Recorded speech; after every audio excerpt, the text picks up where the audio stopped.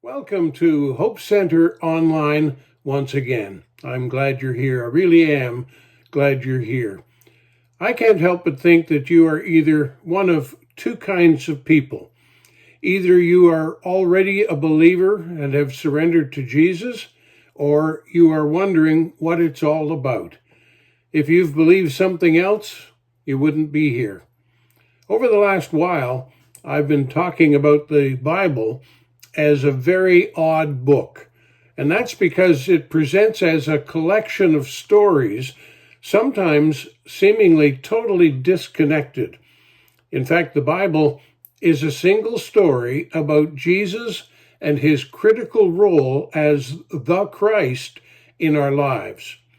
Now, I know the term the Christ may confuse you for now, but let's focus today on the book. Let's talk about why I believe the Bible. Well, first, the Bible as a book is not what I first thought it to be. It is not a disconnected hodgepodge designed to bring you into a religion. We already have enough religion, thank you very much, in our world. Religion like politics, religion like the pursuit of wealth or power, religion that sets people apart based on the color of our skin or our gender. In fact, the Bible is not about what separates us, it's about what unites us. I believe the Bible is what explains how we got here, why we are here, what we should do while we're here, and where we are going when we're done here. I believe the Bible is about the origin of life, the meaning of life, and the permanence of life. Now that says a lot, but it doesn't yet tell you why I believe in the Bible as a truthful and accountable document, as a foundation for my life. So let this be kind of my little testimony about the book. Here's why I not only believe the Bible, but I believe in the Bible, and that's not the same thing. I can understand someone who says they believe the Big Bang Theory and the theory of evolution that follows it. I can believe that in people. I can also understand that people do not see the Big Bang as a foundation for life. They believe it, but they don't believe in it because it offers nothing to our time here, and it offers no suggestion of what happens when our time comes to an end here. So here's why I believe in the Bible. The Bible is a reliable collection of historical documents written by eyewitnesses and people who lived during those times. They reported on supernatural events that led to the fulfillment of specific prophecies. Now let's unpack that statement a little. The Bible is a reliable collection of historical documents written by eyewitnesses and people who actually lived there during those times. You see, this is a book of events, somewhat like a journal, or maybe more accurately, like a news magazine. There were many hands that wrote about what they saw or what other witnesses described to them. There were accounts of the births and deaths, clearly showing the lineage of the kings and the political leaders of the day, not to mention the key characters of the overarching story. There were detailed accounts of the movement of people, the wars, and the displacement of those on the losing side. And through it all, the fortunes and failures of one group specifically were described, a group called God's chosen people.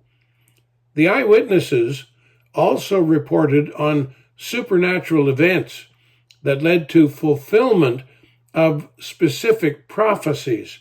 Now, here I'm talking about events that were foretold many years in advance and sometimes even centuries ahead of time.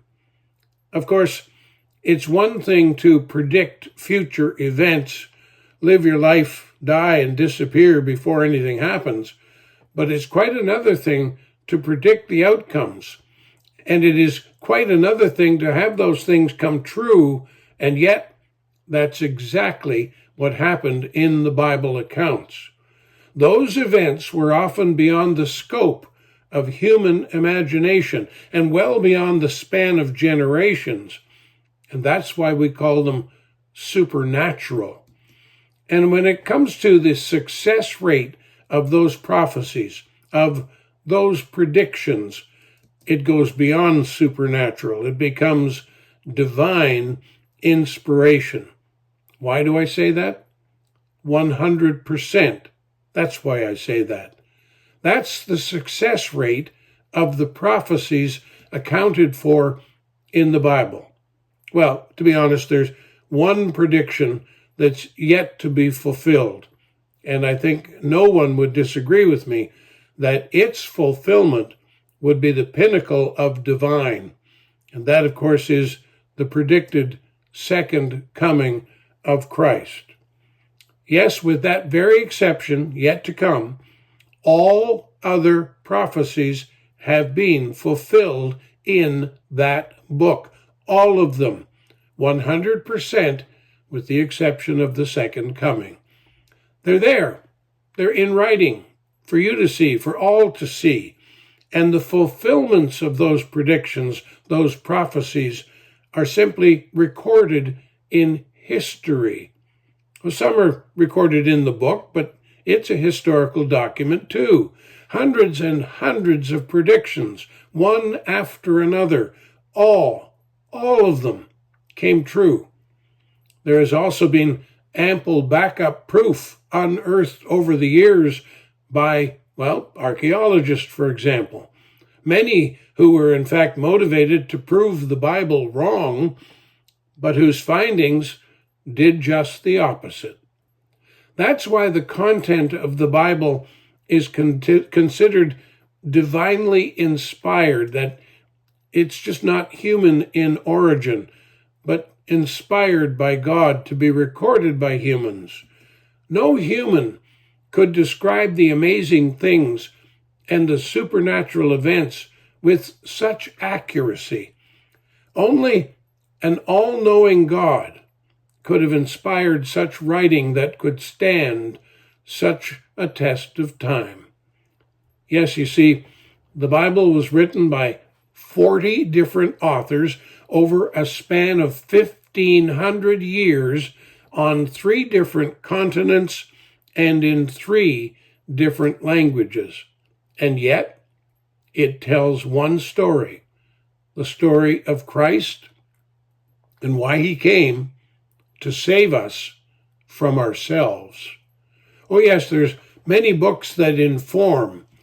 Some books even help us to reform. But only one book can transform. And that book is the Bible.